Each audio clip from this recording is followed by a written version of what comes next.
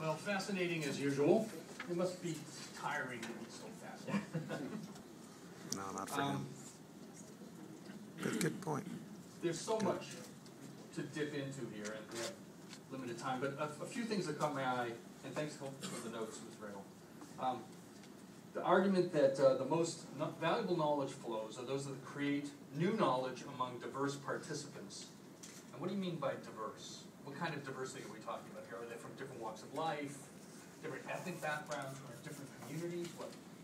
It has to do largely, and I draw very heavily, I was heavily influenced by the work of Scott Page, who wrote a great book on how you get creativity to emerge. And his focus on diversity is not so much ethnic or any of the classic kinds of demographics. It's much more differences in perspectives and experience. Where did you have different experiences? What am I doing? That didn't work. There's a light right there. So it's differences in perspectives and experiences. People who just come from very different backgrounds, very different problem-solving experiences, and who often have very different skills and even different languages of talking with each other. Not English versus Chinese, but they all speak deceptively the same language, but they don't understand each other because they're using words in very different ways. Well, I had another angle on that, which is a lot of people have studied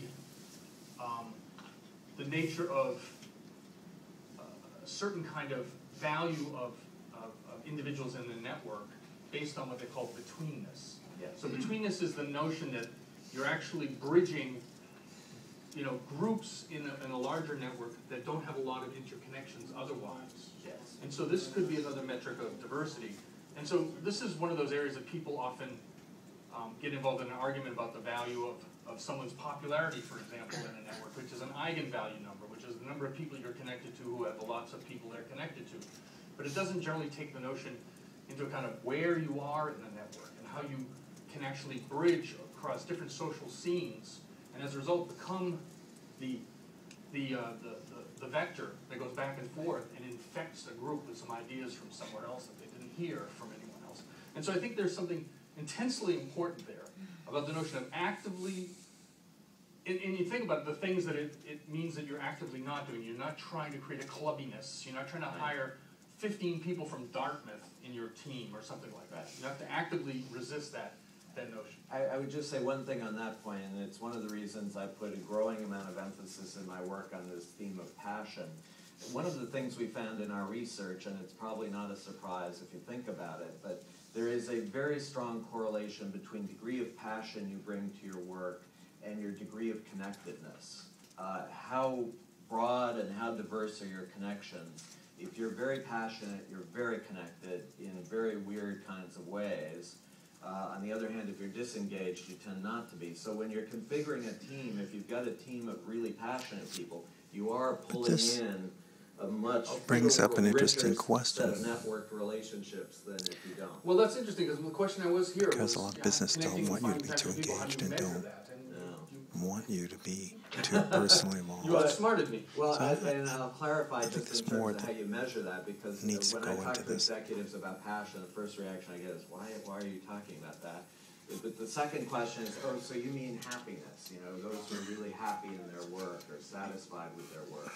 And that's exactly not what I mean. In fact, I think most of the most passionate people are some of the most frustrated in their work because they see all the possibilities that are available, and they are so frustrated at the institutional barriers that have been put up to restrain them. And so they're deeply frustrated, but they're deeply engaged in wanting to make a difference and wanting to explore areas in ways that don't follow the routines and scripts of the organization and are highly unpredictable, which actually is one of the reasons I think most companies, particularly large companies, although they say they want passionate people and passionate workers, actively try to squash passion because it is unpredictable, and predictability is very dangerous in a routine environment. Unpredictability, in other words. We have two questions of clarification. Sure. on your earlier points. So the first one was when you spoke about the long-term decline in the return on assets. What geographic region were you referring to? It's a great question. The focus for our analysis was the United States. So it was a national analysis. We're in the process actually later this year of broadening it to a global comparison to see if the trends change. Okay. And the second one was when you said vision-driven change fails, that change only happens with a threat.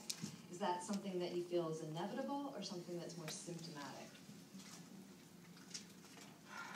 No, I would never say it never works. Vision-driven change can work, but the probabilities are so much against vision-driven change, particularly in a very large organization, that I would say it sure helps, even if you have a vision, to be able to point to a clear and present danger that can focus. Maybe you need both. Well, considering the world that we're confronted with, I'd say it's a time of really high likelihood of some of these ideas catching on. I want to thank John so much. Thank you. It's an excellent talk and very interesting blog post that will come out of it.